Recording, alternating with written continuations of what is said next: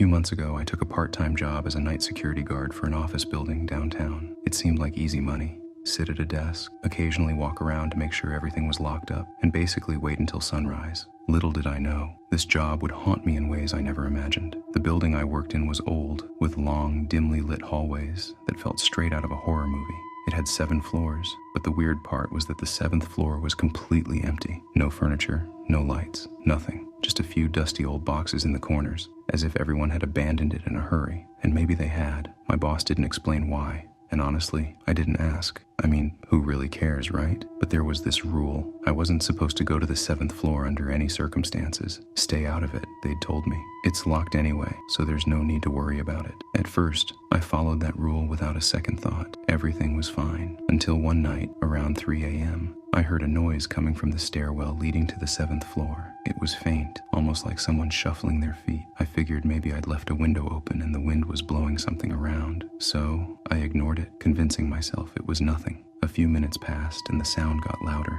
Now it was like a scratching noise, slow and deliberate, like someone dragging their fingernails down the metal railing. The hairs on the back of my neck stood up, but I told myself it had to be an animal, or maybe a prank. I grabbed my flashlight, took a deep breath, and started heading up the stairs. As I got closer to the 7th floor, the scratching stopped. The silence was even worse. I could feel my heart pounding, but something kept pulling me toward the door. I wish I had just turned back right then, but I didn't. When I reached the 7th floor door, I noticed something strange. It wasn't locked. I hesitated, remembering the warning, but curiosity got the better of me. I turned the handle and slowly pushed the door open. It creaked like something out of a nightmare, and I instantly regretted it. The hallway beyond was pitch black, and the air felt heavy, almost suffocating. My flashlight barely penetrated the darkness, but as I moved it around, I saw a figure standing at the far end of the hallway. He was tall, wearing a black coat that seemed to blend into the shadows. I called out, "Hello? You're not supposed to be here." No response. The figure didn't move, didn't make a sound. It was like he hadn't even noticed me. My flashlight flickered, and that's when I saw it, or rather, what wasn't there. He didn't have eyes, just 2 hollow, dark sockets where they should have been, like someone had carved them out. His mouth was slightly open, and it looked like he was smiling. A twisted, unnatural smile that sent chills down my spine. My hands were shaking,